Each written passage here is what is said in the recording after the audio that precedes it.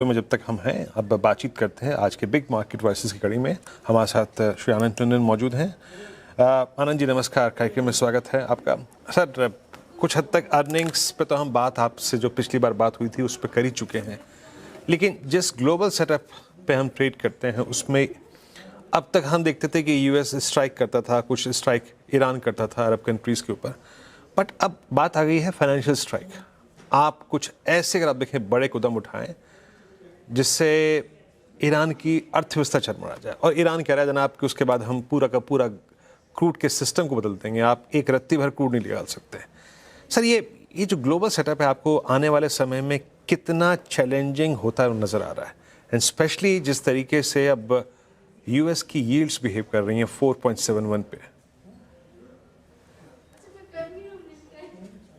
देखिए, इस वक्त मेरे हिसाब से वॉर के ऊपर ज्यादा तवज्जो ना दें तो ही बेहतर रहेगा, क्योंकि इसका कोई प्रिडिक्शन करना मुश्किल ही नहीं, असंभव है। खाली आप ये कह सकते हैं क्योंकि मिड टर्म पोल्स आ रहे हैं यूएस में, इसलिए उनको जल्दीबाजी रहेगी कि वो किसी तरीके का कोई नतीजा निकालें और उसको निष्कर्ष निकालें, ताकि जब इलेक्शन आए तो उस समय जो एग्जिस्टिंग प्रेसिडेंशियल नॉमिनीज हैं और उनके जो पार्टी है वो ये कह सकें कि हमने ये मुद्दा सॉल्व कर दिया है। लेकिन जहां तक बाजार का सवाल है, वहां पे उसमें जो ब्याज की दरें यूएस में जा रही हैं वो ज्यादा चिंताजनक है, क्योंकि उसका कारण उससे क्या होता है कि दुनिया भर का प्रभाव पड़ता है उस पर। और आपने ये देखा कि ना ही एक तरफ तो डॉलर थोड़ा सा वीक हो रहा है, उसके बावजूद जो है येन के साथ उनको सपोर्ट करना पड़ रहा है। और ये इस तरह के इंटरनेशनल मूव्स जो हैं उसमें क्रॉस बॉर्डर मूवमेंट जो होते हैं उसके ऊपर बहुत ज्यादा प्रभाव पड़ता है। तो इस वक्त ऑलरेडी इंडिया और यूएस में ब्याज की दर का अंतर जो है बहुत कम हो गया है, और इन्फ्लेशन इस वक्त इंडिया में अभी भी यूएस के मुताबिक ज्यादा ही है।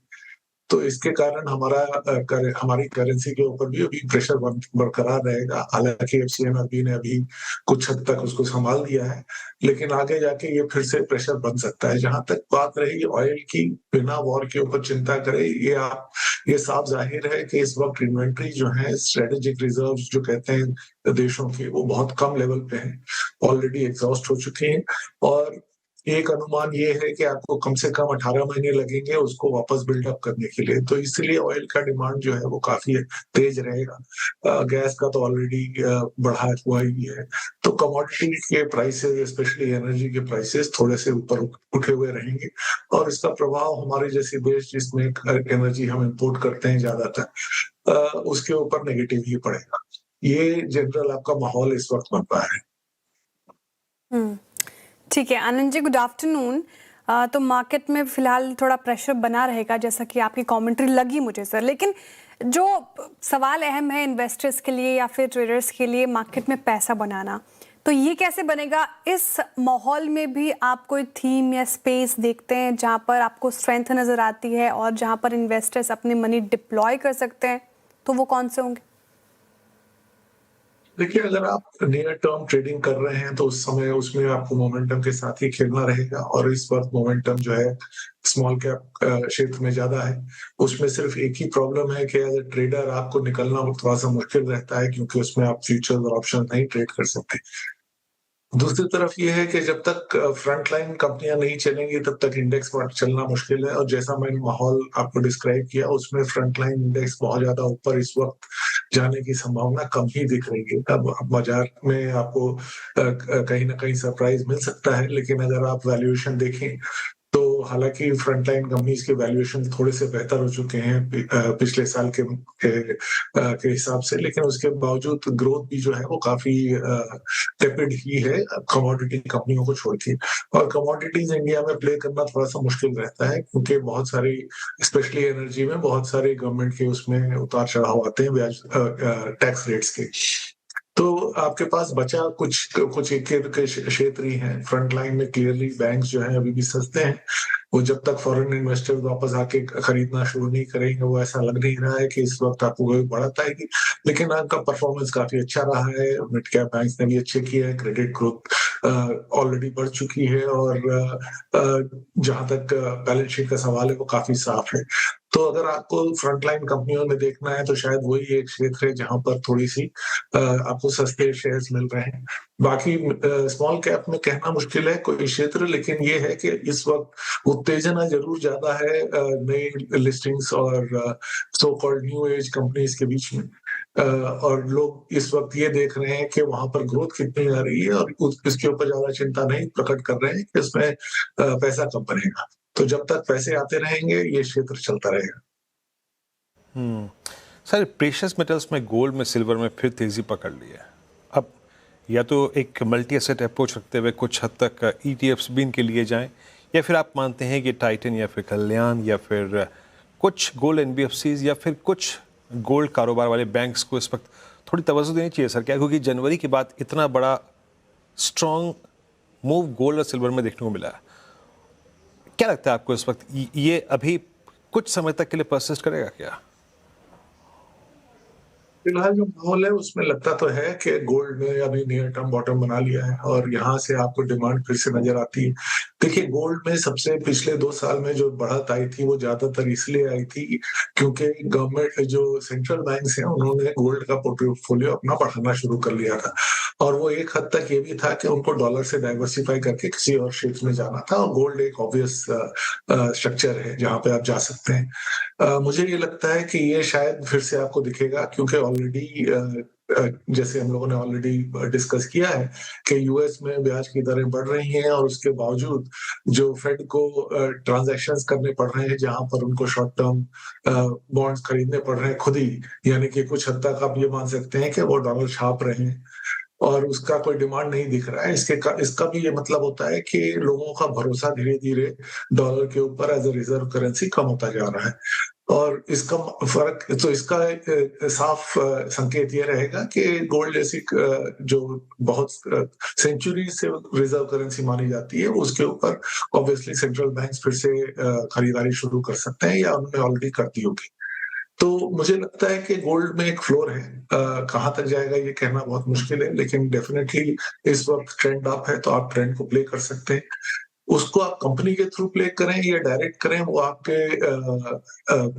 आपके ऊपर डिपेंड करता है कि आपके पास एक्सेस कितना है। मेरा खुद मानना ये है कि कमोडिटीज हमेशा कमोडिटीज की तरह ही ट्रेड करना चाहिए, लेकिन क्योंकि हमारे पास कोई बहुत आसान इंस्ट्रूमेंट्स नहीं है इंडिया में जहां से आप कमोडिटीज को डायरेक्टली ट्रेड कर सकते हैं, तो आपको जबरदस्ती जाके कंपनियां खरीदनी पड़ती हैं।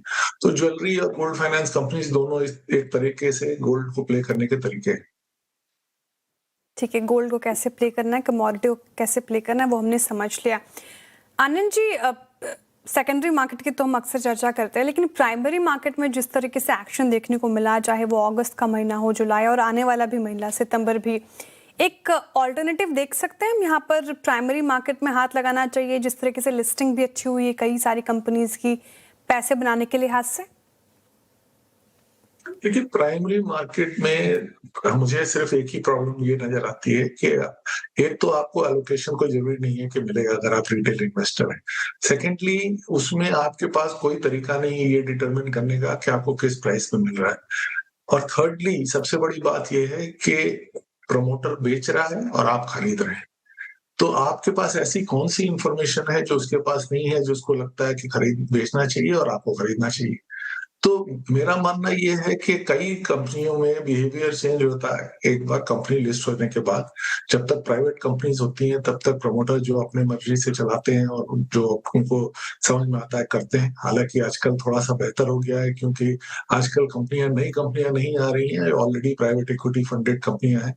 लेकिन मेरा मानना यह है कि प्राइवेट इक्विटी वाले भी बहुत ज्यादा कॉर्पोरेट गवर्नेंस के ऊपर जितना तवज्जो देना चाहिए था वो उतना नहीं देते हैं। वो अपनी चिंता ज्यादा करते हैं और बाकी रिटेल इन्वेस्टर की कम करते हैं। तो नेट मेरा मानना यह है कि लिस्टिंग के कुछ दिन बाद आप उनका बिहेवियर देखें, कुछ तिमाही तक उनके रिजल्ट आने दें, उसके बाद आप खरीदें। ये जो अजम्पशन है कि प्राइवेट के आपको आईपीओ में बहुत पैसा बन जाएगा, इसका कोई प्रूफ नहीं है। अच्छा सर, ये बीएससी में बड़ा सीवियर डैमेज आया है एनएससी के आईपीओ से पहले। अब अभी तो बाजार मायूस इसलिए है क्योंकि भाई कैश के दौरान थोड़ा सा ऑप्शन एक्टिविटी कम हो गई है, वीकली एक्सपायरीज पहले से ही नहीं थी। अभी सर अगर एक्सचेंजेस लेने हो आपको तो आप एनएससी के आईपीओ का इंतजार करेंगे जो कि no doubt about that expensive होगा। आप बीएसई को इस प्राइस पे कंसिडर करेंगे या फिर एमसीएक्स को? देखिए, एक्सचेंज बिजनेस जो है वो विनर टेक्स ऑल गेम है। मैं उस वैल्यूएशन के ऊपर कोई टिप्पणी करना नहीं चाहता हूँ, लेकिन जहां तक बिजनेस का सवाल है, बीएसई ने नो डाउट कुछ हद तक सेबी की मदद से और काफी हद तक अपना कुछ मार्केट शेयर निकाल लिया है एफएनओ में। लेकिन नेट नेट जो उनका कैश मार्केट में जो मार्केट शेयर है वो कभी भी काफी लो लेवल पे है, और एफएनओ में भी उतना एनएसई के कुछ हद तक एज तो बनी रहेगी। तो अगर आपको इस तरह के इंफ्रास्ट्रक्चर बेस्ड कंपनियों में, मार्केट इंफ्रास्ट्रक्चर जैसी कंपनियों में डालना है, तो जैसे मैंने कहा है कि विनर टेक ऑल वाला गेम है, तो विनर्स के साथ बेट करना बेहतर रहता है। लेकिन इसके हो सकता है कि इस वक्त वैल्यूएशन आपको एक में कम और किसी और में ज्यादा रहे, तो उसके ऊपर मैं कोई अपना विचार प्रकट नहीं करना चाहूंगा। ओके, इस बीच अगर आप देखें तो इंडस्ट्रीज एडजस्ट हो चुके हैं। निफ्टी अगर आप देखें करीब करीब एडजस्ट हुआ है। निफ्टी 24219 पे 316 का अगर आप देखें एडजस्टमेंट है वर्सेस प्रीवियस कैश, मतलब कैश बिंदु से पहले। निफ्टी बैंक करीब 106 अंकों पर, वही 57,419 को उसने रीगेन कर लिया, और 42 अंकों पर 77,328 के मुकाबले अगर आप देखें 77,370 पे। तो निफ्टी एडजस्ट हुआ है 24,219 पे। मैं एक प्रश्न और लूँगा सर आपसे यहाँ पे। अभी फार्मा और हेल्थ केयर में सर आपकी शॉपिंग लिस्ट में या फिर कुछ स्टॉक्स जो है आपने ऐड किए हों, आनंद सर, शेयर करना चाहेंगे हमारे साथ, और कहाँ पे आपको वैल्यूएशन कंफर्ट मिला? तो फार्मा में इस वक्त जो है सबसे अच्छा दो चीजें चल रही हैं जो कि बहुत पॉजिटिव है इंडिया के लिए। एक तो हम इंडियन कंपनीज जो है वो थोड़ा कॉम्प्लेक्स मॉलिक्यूल्स में जाना शुरू हो गई।